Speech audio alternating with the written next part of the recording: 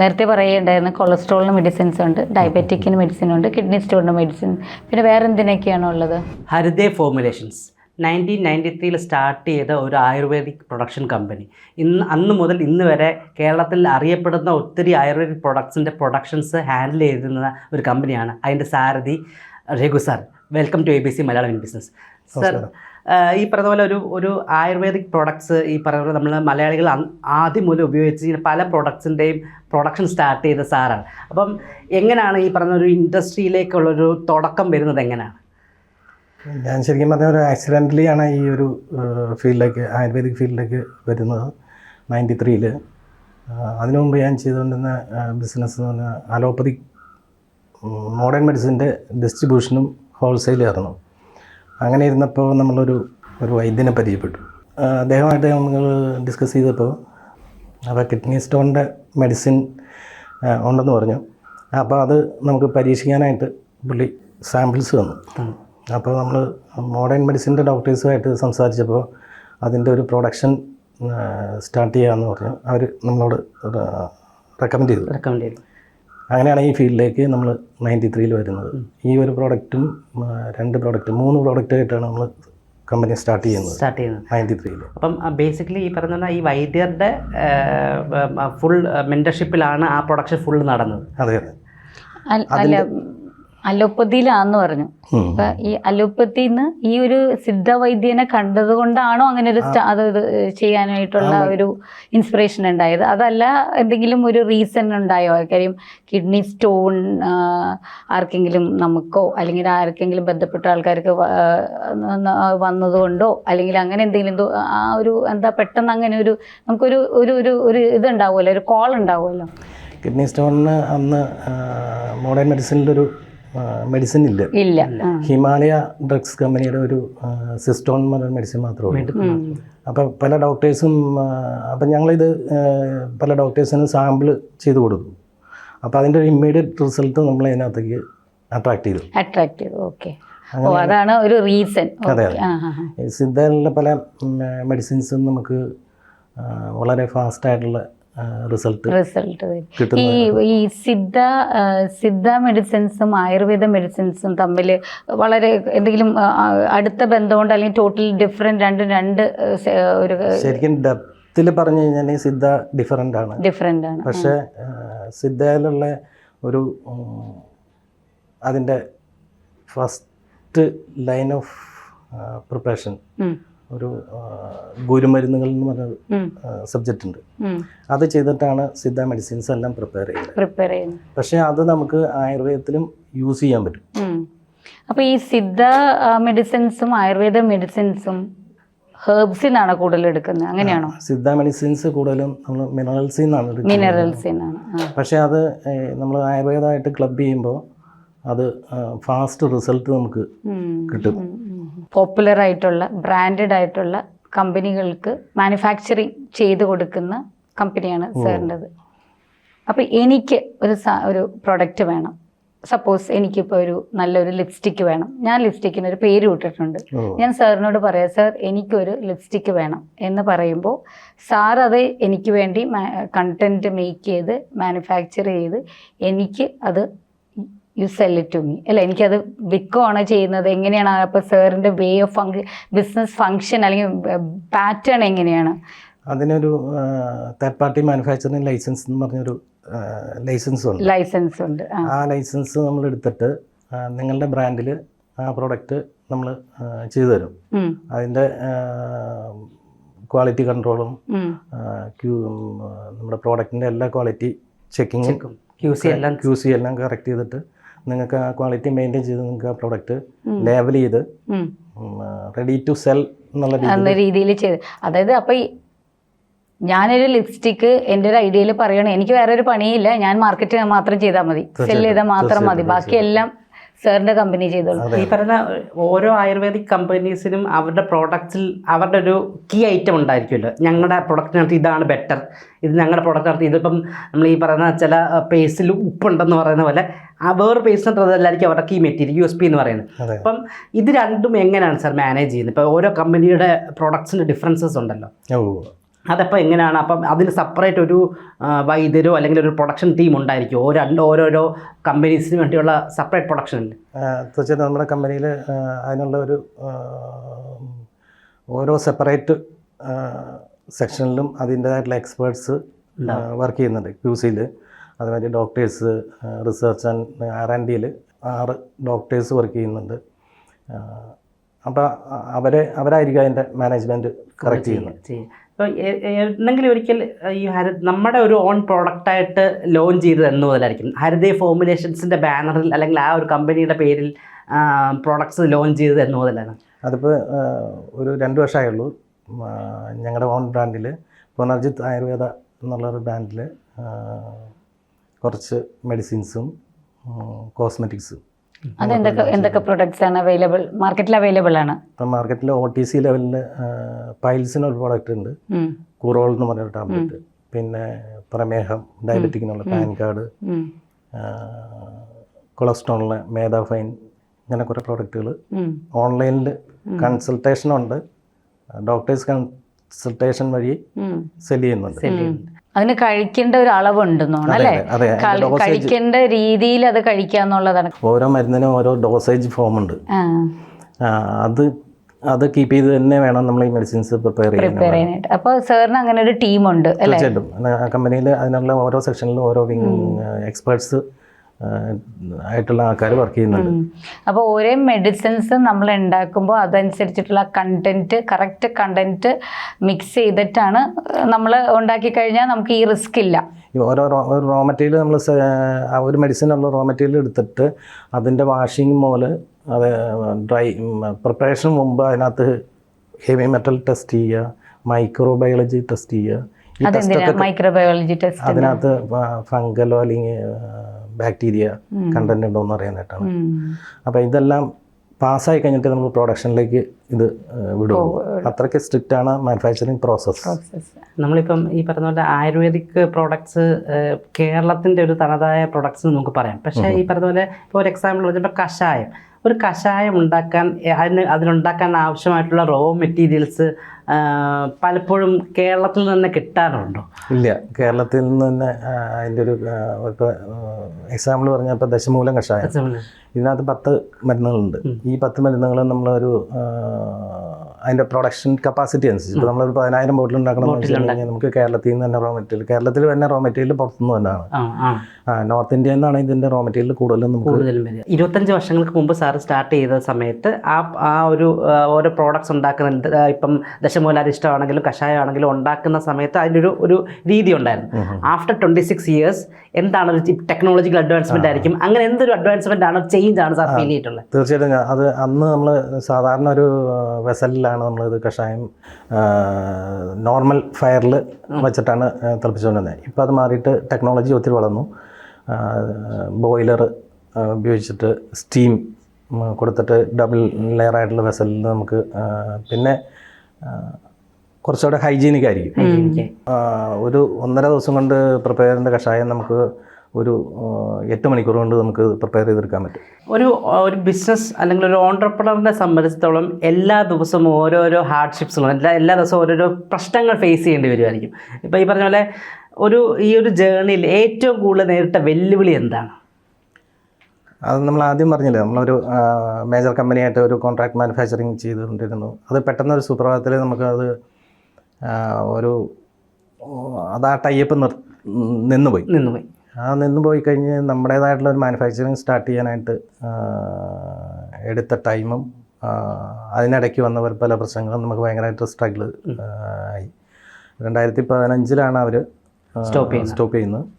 അത് നമ്മുടെ ഒരു ഓൺ മാർക്കറ്റിംഗ് റെഡിയായി വരുന്ന സമയത്തേക്ക് വലിയൊരു ഫ്ലഡ്, 2018 ഫാക്ടറി വെള്ളത്തിലായി. അത് കഴിഞ്ഞ് അതിൻ്റെ ഒരു കാര്യങ്ങളൊന്ന് ക്ലിയർ ആയി വന്നപ്പോഴത്തേക്കും കോവിഡ് 2 വർഷം 3 വർഷം നമ്മുടെ സമയം കളഞ്ഞു. ഇതൊക്കെ ഭയങ്കര സ്ട്രഗിൾ ചെയ്തൊരു കമ്പനിക്ക് ഭയങ്കര സ്ട്രഗിളിങ്. പക്ഷേ ലൈവായിട്ട് നമ്മളത് ഓവർകം ചെയ്തു. ഇപ്പോൾ ഈ പറഞ്ഞ ഡിജിറ്റൽ മീഡിയയുടെ കാലഘട്ടമാണ്, മാർക്കറ്റിംഗ് രീതികൾ മാറിയിട്ടുണ്ട്. എന്താണ് ഇനിയൊരു ഹരിതേ ഫോർമുലേഷൻസിൻ്റെ ഒരു മാർക്കറ്റിംഗ് രീതി എന്താണ്? ഇപ്പം നമ്മൾ പുതിയ പുനർജിത്ത് ആയുർവേദ എന്നുള്ള ബ്രാൻഡിലുള്ള ഇറക്കിയിരിക്കുന്ന പ്രോഡക്റ്റുകൾ നമ്മളിപ്പോൾ സോഷ്യൽ മീഡിയ വഴി ഓൺലൈൻ പ്രൊമോഷൻ ചെയ്യുന്നുണ്ട്. അതോടൊപ്പം തന്നെ നമ്മൾ ഓൺലൈൻ കൺസൾട്ടേഷൻ ഒരു 8-10 ഡോക്ടേഴ്സ് ഓൺലൈൻ കൺസൾട്ടേഷൻ കൊടുക്കുന്നുണ്ട് പേഷ്യൻസിന്. അതുവഴി മെഡിസിൻ കൊടുക്കും. അപ്പോൾ ഈ സാറ് പറഞ്ഞല്ലോ, നേരത്തെ പറയുകയുണ്ടായിരുന്നു കൊളസ്ട്രോളിന് മെഡിസിൻസ് ഉണ്ട്, ഡയബറ്റിക്കിന് മെഡിസിൻ ഉണ്ട്, കിഡ്നി സ്റ്റോണിന് മെഡിസിൻ, പിന്നെ വേറെ എന്തിനൊക്കെയാണോ ഉള്ളത്? പൈൽസിനുണ്ടെന്ന് പറഞ്ഞു, അൾസർ, ആസ്മ, മിക്കവാറും എല്ലാ അസുഖങ്ങളെയും റിലേറ്റ് ചെയ്തിട്ടുണ്ട്. 10-40 മെഡിസിൻ പാറ്റന്റ് മെഡിസിൻസ് ഉണ്ട്. നമ്മുടെ ഓൺ പേറ്റന്റ് മെഡിസിൻസ് മാത്രമാണ് ഇപ്പം, നമ്മുടെ ഓൺ ഫോർമുലേഷൻസിലുള്ളത് മാത്രമാണ് ഇപ്പം ഇറക്കുന്നത്. അല്ല ഈ പറഞ്ഞ യൂഷ്വലി ഉണ്ടാകുന്ന ഈ അരിഷ്ടങ്ങൾ അങ്ങനത്തെ പ്രൊഡക്ട്സിലേക്ക് പോകുന്നില്ല. അതുകൂടാതെ ക്ലാസിക്കൽ മെഡിസിൻസ് എന്ന് പറയും. അതൊക്കെ അരിഷ്ടമില്ല, പക്ഷേ ക്ലാസിക്കലായിട്ടുള്ള കഷായങ്ങൾ നമ്മൾ ഇതിനെ സപ്പോർട്ട് ചെയ്ത, അതായത് പൈൽസിന്റെ ഒരു മരുന്നിന്റെ കൂടെ എല്ലാ പേഷ്യൻസിനും ഒരേ മെഡിസിൻ ഒരേ ടാബ്ലറ്റ് തന്നെ കൊടുത്താൽ ചിലപ്പോൾ പറ്റൂല. അപ്പോൾ അതിന് സപ്പോർട്ടീവ് ആയിട്ടുള്ള കഷായങ്ങൾ നമ്മൾ ഡോക്ടേഴ്സ് സജസ്റ്റ് ചെയ്ത്. അപ്പോൾ അതെങ്ങനെ ഐഡന്റിഫൈ ചെയ്യുന്ന കൺസൾട്ടേഷൻ? അപ്പോൾ നമ്മൾ രോഗീനെ കണ്ടിട്ടാണോ, അല്ലെങ്കിൽ ഓൺലൈൻ എന്ന് പറയുമ്പോൾ ഓവർ ദ ഫോൺ ആണോ? Over the phone. Over the phone. ഇനി ക്രോണിക് ആയിട്ടുള്ള ആൾക്കാർക്ക് നേരിട്ട് വന്ന് അവിടെ കാണാനുള്ള സൗകര്യമുണ്ട്. ഒരു നെക്സ്റ്റ് 5 years എന്താണ് ഒരു പ്ലാൻ എന്താണ്? മാക്സിമം നമ്മൾ ഹരിദേവ് ഫോർമുലേഷൻ്റെ പ്രോഡക്റ്റുകൾ ഓൾ ഇന്ത്യ പാൻ ഇന്ത്യ ലെവലിൽ മാർക്കറ്റ് ചെയ്യുക. ഇപ്പോൾ എക്സ്പോർട്ടിങ് സ്റ്റാർട്ട് ചെയ്യാനായിട്ട് ഈ മാസം സ്റ്റാർട്ട് ചെയ്യുന്നുണ്ട്. ദുബായിൽ കമ്പനി രജിസ്ട്രേഷൻ കിട്ടിയിട്ടുണ്ട്. 2 പ്രോഡക്റ്റ് രജിസ്ട്രേഷൻ ആയിട്ടുണ്ട്. അപ്പോൾ അത് അടുത്ത മാസം മുതൽ സ്റ്റാർട്ട് ചെയ്യും. സാറിൻ്റെ ഫാക്ടറിയിൽ നമ്മൾ വിസിറ്റ് ചെയ്തിട്ടുണ്ടായിരുന്നു. പക്ഷേ അത് ഈ മൂവാറ്റുപുഴയിൽ സാറിൻ്റെ വീടിനോട് അടുത്ത് തന്നെ അവിടെ തന്നെ ഈ ഫാക്ടറി ക്രിയേറ്റ് ചെയ്യുന്നതിൻ്റെ ഒരു ഐഡിയ ഒക്കെ. കാരണം യൂഷ്വലി നമ്മളൊരു ഒരു ബിസിനസ് സ്ഥാപനം നോക്കുമ്പോഴത്തേക്ക്, അല്ലെങ്കിൽ നമ്മുടെ ഫാക്ടറി സെറ്റ് ചെയ്യുമ്പോഴത്തേക്ക് അതിന് കുറച്ച് നമ്മളൊരു നിബന്ധനകളുണ്ടല്ലോ. അപ്പം അതെന്തുകൊണ്ടാണ് അവിടുത്തെ നാട്ടിൽ തന്നെ സ്വന്തം വീടിനടുത്ത് തന്നെ ഇത് സെറ്റ് ചെയ്യാനുള്ള ഐഡിയ? ഒരു ഹോസ്പിറ്റൽ ഞങ്ങൾ പ്ലാൻ ചെയ്യുന്നുണ്ട്, പുനർജിത്ത് ആയുർവേദ. ലൈഫ് സ്റ്റൈൽ എല്ലാ ഡിസീസിനും വേണ്ടിയിട്ടുള്ള അതിവിടെ വരുമ്പോൾ അത് ആ ഒരു നമ്മുടെ വീടിനടുത്ത് തന്നെ ആയിക്കോട്ടെ എന്നുള്ള രീതിയിൽ തന്നെ കൂടുതൽ അതിലേക്ക് കോൺസെൻട്രേഷൻ നമുക്ക് ചെയ്യാൻ പറ്റും, ഇൻവോൾവ് ചെയ്യാൻ പറ്റും. ഇപ്പൊ ഞാനിപ്പോൾ സാറിനോട് ചോദിക്കുകയാണ്, ഇപ്പോൾ സാറ് പറഞ്ഞല്ലോ കുറേ പ്രൊഡക്ട്സ്, മെഡിസിൻ പ്രൊഡക്ട്സ്, അതായത് പല അസുഖങ്ങൾക്കുള്ള മെഡിസിൻ പ്രൊഡക്ട്സ് സാറിൻ്റെ കമ്പനിയിലുണ്ട്. അപ്പോൾ ഈ ജനങ്ങളോട് പറയാനുള്ളത് എന്നിപ്പോൾ സാറിന് ഉണ്ടാവില്ല, ഒരു കോൺഫിഡൻസ് ഉണ്ടാവില്ല, എൻ്റെ മെഡിസിന് ഈ പ്രത്യേകത ഉണ്ട്, ആ പ്രത്യേകത ഉള്ളത് കൊണ്ടാണ് ആ ഒരു മെഡിസിൻ കഴിച്ചാൽ ആൾക്കാരുടെ ഡിസീസ് മാറുന്നത് അല്ലെങ്കിൽ ഇൽനെസ് മാറുന്നതെന്ന്. അപ്പോൾ സാറിന് ഇപ്പോൾ അലോപ്പത്തി മെഡിസിൻ ഉണ്ട്, ഹോമിയോ മെഡിസിൻ ഉണ്ട്, സാർ ഡെവലപ്പ് ചെയ്യുന്ന ആയുർവേദിക് പ്ലസ് സിദ്ധ, രണ്ടും കൂടെ കമ്പൈൻ ചെയ്തിട്ടുണ്ടാക്കുന്നില്ലേ? എന്താണ് സാറിന് പറയാനായിട്ടുള്ള ഏറ്റവും സ്ട്രോങ് ആയിട്ടുള്ള ഒരു വാലിഡ് പോയിന്റ്, അല്ലെങ്കിൽ വാലിഡ് ആയിട്ടുള്ള ഇതിനെയെല്ലാം ഖണ്ഡിച്ചുകൊണ്ട് എൻ്റെ അല്ലെങ്കിൽ ഞങ്ങളുടെ മെഡിസിൻസിന് ഇന്ന പ്രത്യേകതകളുണ്ട് എന്ന് സാറിന് കോൺഫിഡൻ്റ് ആയിട്ട് പറയാൻ പറ്റുന്ന ഒരു എലിമെൻറ്റ്? അത് നമ്മുടെ സ്ട്രോങ് ആയിട്ടുള്ള നമ്മുടെ ക്വാളിറ്റി കൺട്രോൾ തന്നെയാണ് അതിനകത്ത്. നമ്മുടെ ഒരു കോൺഫിഡൻസ്, അതായത് ഓരോ പ്രോഡക്റ്റും ഞാൻ നേരത്തെ പറഞ്ഞില്ലേ, ഓരോ പ്രോഡക്റ്റും നമ്മൾ അണ്ടർ ഡെവലപ്മെന്റിലാണ്, വളരെ സ്ക്രൂട്ടനൈസ് ചെയ്ത് അതിൻ്റെ റിസൾട്ട് കൂട്ടി കൊണ്ടുവരാനുള്ള ഒരു പാരലൽ R&D വർക്ക് തന്നെ നമ്മുടെ കമ്പനിയിൽ. 26 വർഷം ഒരു ഫീൽഡിൽ വർക്ക് ചെയ്യുമ്പോൾ അതിനകത്ത് എന്തൊക്കെയാണ് ചെയ്യേണ്ടാത്തത്, എന്തൊക്കെ ചെയ്യണം എന്നുള്ളത് 26 വർഷത്തെ എക്സ്പീരിയൻസ് പഠനമുണ്ട്. ആ ഓരോ പ്രൊഡക്ട്സ് പ്ലാൻ ചെയ്യുമ്പോൾ അതിന് R&D എന്ന് പറയുന്നത്, റിസർച്ച് ആൻഡ് ഡെവലപ്മെന്റ് എന്ന് പറയുന്നത് നടന്നുകൊണ്ടിരിക്കുകയാണല്ലോ. അപ്പോൾ അതുകൊണ്ട് നെക്സ്റ്റ് ഒരു പ്രോഡക്റ്റ് നമ്മുടെ അകത്ത് ഇറക്കുമ്പോൾ നമുക്ക് ഇത് ചെയ്യാം, ഇത് ചെയ്യരുത്, ഇത് അപ്പം കൃത്യമായിട്ടൊരു അത് സാറിനെ അറിയുള്ളൂ. അത് ജനങ്ങളിലോട്ട് സാറ് പറഞ്ഞാലേ സാറിനെ അറിയുള്ളൂ. ഇപ്പൊ സാറിന്റെ കമ്പനി ഈ റിസർച്ച് ചെയ്ത് ആണ് മെഡിസിൻസ് ഉണ്ടാക്കുന്നതെന്നുള്ളത് സാറിനും സാറിൻ്റെ ടീമിനെ അറിയുള്ളൂ. അപ്പോൾ ഇത് മേടിച്ച് കഴിക്കുന്ന ആൾക്കാർക്കോ കഴിക്കാൻ പോകുന്ന ആൾക്കാർക്കോ ഇതിനെക്കുറിച്ച് അറിയില്ല. അപ്പോൾ സാറ് പറയുമ്പോഴാണ് കുറച്ചും കൂടെ ഒത്തൻറ്റിക് ആയിട്ട് ജനങ്ങളിലോട്ട് എത്തുന്നത്. അപ്പോൾ അതാണ് ഞാൻ ചോദിക്കുന്നത്. കാര്യം ഇപ്പോൾ എന്ന് വെച്ചാൽ മോഡേൺ മെഡിസിൻസ് ഭയങ്കര അഡ്വാൻസ്ഡ് ആയിട്ട് നിൽക്കുന്നു. ഹോമിയോപ്പത്തിയും ഹോമിയോ മെഡിസിൻസും അവരും വളരെ സ്ട്രോങ് ആയിട്ടുള്ള വാദങ്ങൾ പറയുന്നുണ്ട്. അപ്പോൾ തീർച്ചയായിട്ടും അതിൻ്റെ ഒരു ഡോക്യുമെൻറ്റേഷനും മാക്സിമം നമ്മൾ ഓരോ പ്രോഡക്റ്റ് ചെയ്യുമ്പോൾ അതിൻ്റെ അതിന്റെ കിട്ടാവുന്ന രീതിയിലുള്ള ഡോക്യുമെന്റേഷൻ എല്ലാം ചെയ്ത്, അതായത് റിസർച്ച് ചെയ്ത് വളരെ ഫൈൻ ട്യൂണിങ്ങിലാണ് മെഡിസിൻസ് ഇറക്കുന്നത്. അപ്പോൾ ഒരു സൈഡ് എഫക്ട്സും ഇല്ലാതെ തന്നെ ഉള്ള മെഡിസിൻസ് ആണ് വളരെ ഫൈൻ ട്യൂണിങ്, ഫൈൻ റിസർച്ചിൽ ചെയ്തിട്ട് ഒരു ഫൈനൽ പ്രൊഡക്റ്റ് ആയിട്ട് സാറിന്റെ മെഡിസിൻസ് വരുന്നത്. അത് തന്നെയാണ് അതിന്റെ ഒരു ഹൈലൈറ്റ് അല്ലേ? ഇപ്പൊ ഈ പ്രീ കോവിഡ് പോസ്റ്റ് കോവിഡ്, അപ്പം ആ ഒരു ഡിഫറൻസ് ഭീകരമായിട്ട് ഇൻഡസ്ട്രിയിൽ ഫീൽ ചെയ്യുന്നുണ്ടോ? പോസ്റ്റ് കോവിഡ് കുറച്ച് പേഷ്യൻസ് കുറവായിട്ട് തന്നെ തോന്നുന്നുണ്ട്. കാരണം അവരുടെ ലൈഫ് സ്റ്റൈലിൽ അവർ തന്നെ കുറച്ച് കെയർ ചെയ്ത് തുടങ്ങിയിട്ടുണ്ട്. ഇപ്പം മാസ്ക് വെക്കുക എന്നുള്ളൊരു ശീലം വന്നേ പിന്നെ പലർക്കും ശ്വാസം മുട്ടൽ, ആസ്മ ഇതുമാതിരിയുള്ള അസുഖങ്ങൾ കുറവായിട്ട്. അതോടൊപ്പം തന്നെ അവർ ആഹാര രീതിയിലും കുറച്ച് അതായത് പോസ്റ്റ് കോവിഡിന് ശേഷം ജനങ്ങൾ കുറച്ചും കൂടി ഹെൽത്തിനെ കുറിച്ച് അവെയർ ആയി. കാര്യം ഇപ്പൊ പലരും ഇങ്ങനെ കഴിക്കാവൂ, ഇത്ര ഷുഗർ. ഇപ്പൊ ഷുഗർ എന്ന് പറഞ്ഞ സാധനം ഇപ്പം നമ്മൾ ഒരു ചായ ഇടുമ്പോഴും ഒന്ന് ആലോചിക്കൂ, 2 സ്പൂൺ വേണോ? മുമ്പ് അങ്ങനെയല്ലോ, ചായക്ക് മധുരം കുറവാണ്, ഉടനെ ഇച്ചിരി ഇട്ട് കുറച്ചും കൂടി ഇട്ട്. ഇപ്പം അത് മാറി. ഇപ്പൊ ഷുഗർ കട്ട്, അതായത് ഏറ്റവും ആദ്യം നമ്മുടെ ശരീരത്തിൽ നിന്ന് കട്ട് ചെയ്യേണ്ടത് ഷുഗർ ആണെന്നുള്ളത് കൊച്ചു കുട്ടികൾ വരെ ഒരു അവയർനെസ്സിലോട്ട് എത്തേണ്ട ഒരു കാലത്തിലോട്ട് എത്തി. അപ്പം അതിനുശേഷം ഈ വെൽനസ് എന്നൊരു ഏരിയ ഭയങ്കരമായിട്ട് ഓപ്പൺ ആയി. Yes, very much. അത് ഭയങ്കരമായിട്ടൊരു ശരിക്കും പറഞ്ഞാൽ അതും ആയുർവേദവുമായിട്ട് നമുക്ക് കണക്ട് ചെയ്ത് വർക്ക്ഔട്ട് ചെയ്യാൻ പറ്റും. അല്ല സാർ, ഇപ്പൊ എന്താന്ന് വെച്ച് കഴിഞ്ഞാൽ ഇപ്പൊ കുറെ ആൾക്കാർക്ക് അസുഖം വന്നിട്ട് മാറ്റുന്നതിനേക്കാൾ ഉപരി വരാതിരിക്കാനായിട്ട് നമ്മൾ എന്തൊക്കെ കാര്യങ്ങൾ ചെയ്യണം, ഏതൊക്കെ റൂട്ടീനിലോട്ട് പോകണം എന്നുള്ള ഒരു രീതിയിലോട്ട് ആ ഒരു തോട്ട് പ്രോസസ്സിലോട്ട് ജനങ്ങൾ മാറിയിട്ടുണ്ട് അല്ലേ സാർ? എന്ത് പറയുന്നു സാറ്? അതെ, അത് തന്നെയാണ്. അതാണ് ഞാൻ പറഞ്ഞ നമ്മൾ അടുത്തൊരു സ്റ്റെപ്പ്, നമ്മുടെ ഒരു വെൽനസ്.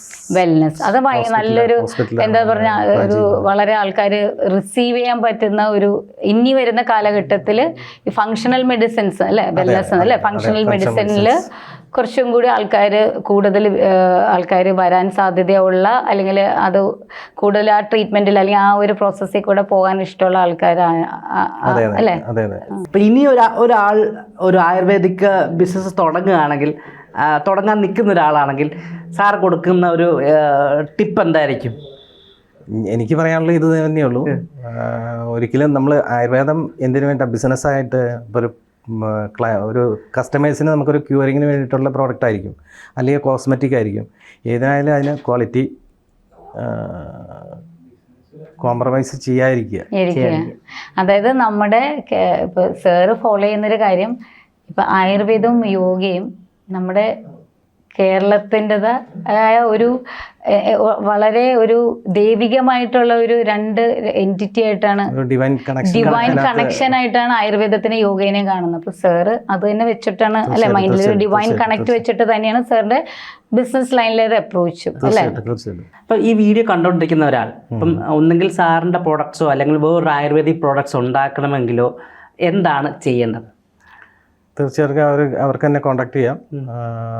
ഇതിനകത്ത് ഞാൻ പറഞ്ഞില്ലേ, ഒരാൾക്ക് നമ്മുടെ കമ്പനിയുടെ ഫെസിലിറ്റി വെച്ചിട്ട് മറ്റൊരാൾക്ക് പ്രോഡക്റ്റ് മാനുഫാക്ചർ ചെയ്ത് കൊടുക്കാൻ പറ്റും. ലോൺ ലൈസൻസ് എന്നുള്ള ഒരു ലൈസൻസ്